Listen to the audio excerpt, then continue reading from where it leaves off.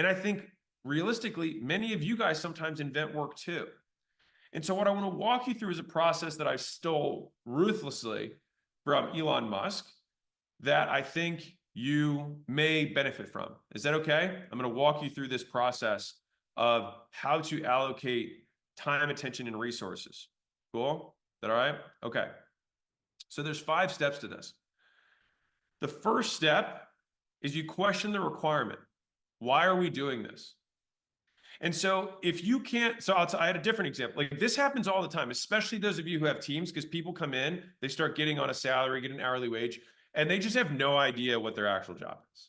They have no idea how what they do results in anything with the business growth. And so I had a podcast manager ages ago who was like, hey, I think you should make shorter podcasts. And I said, why? And he said, because shorter podcasts get higher listen through rates. And I said, yeah, why do I care? Would it so? So?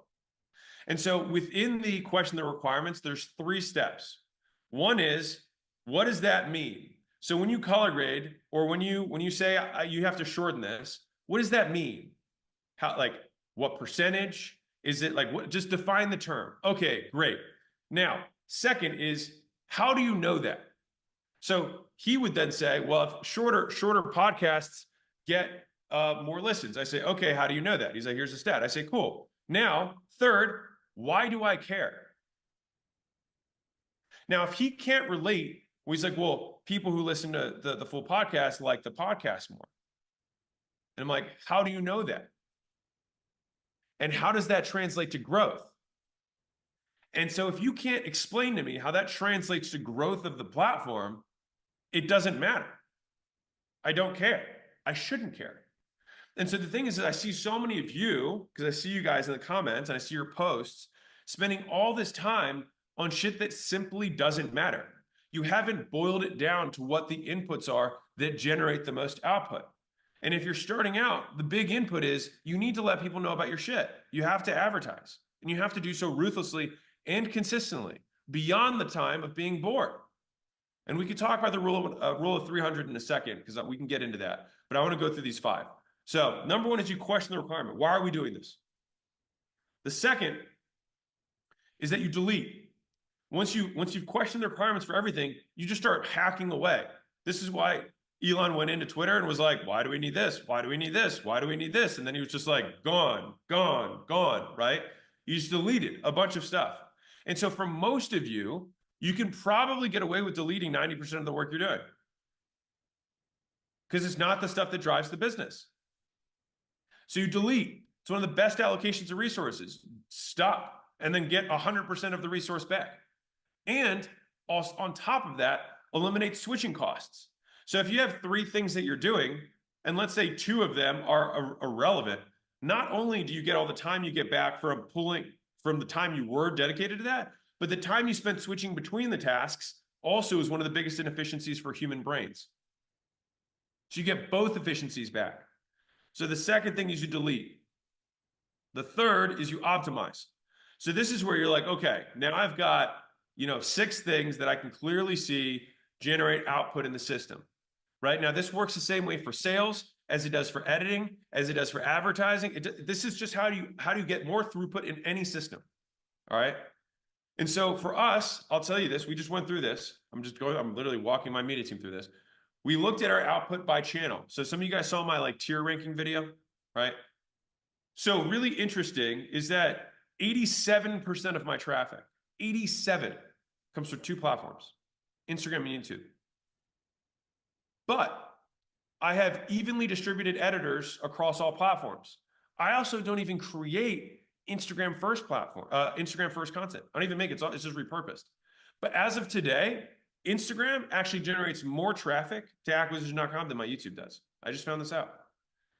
And so by double, it's a lot more. And so where I find this to be very interesting is that, okay, we know that Instagram gets us more than TikTok does. And now we're going to delete some stuff, deleted color grading, deleted whatever, right? But now at a platform level, let's optimize. So it's like optimizing activities, but then optimizing where we're doing it. So if you have the rule of 300, which I'll get to in a second, if you have the rule of 300 that you could do, well, you could do it on TikTok, you could do it on Instagram, you could do it on YouTube, you could do it on wherever, right?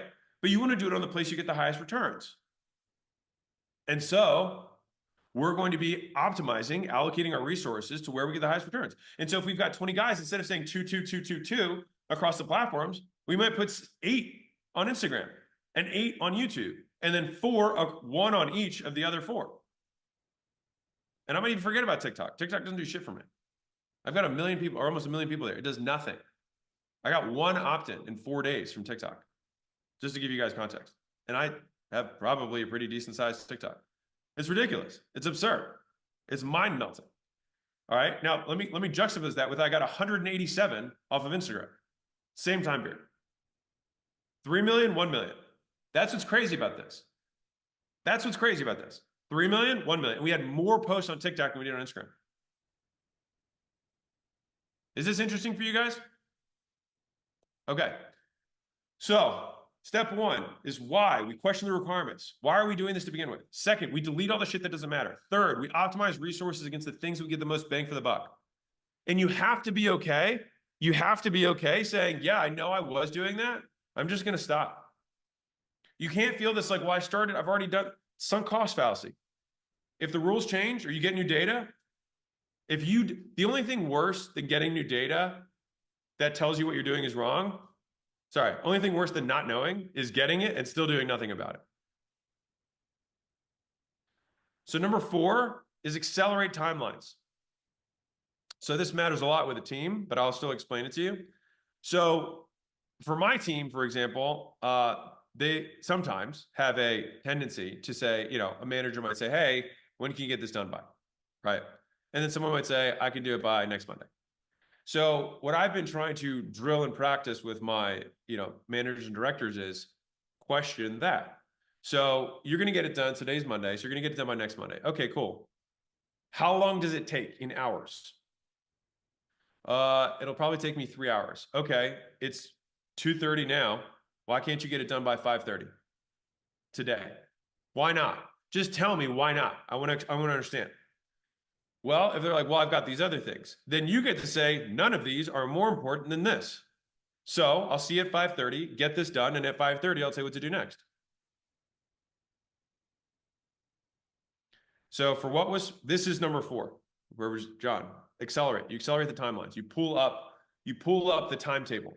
And if you want to make things happen faster, by the way, big pro tip, there's 2 things that you can do.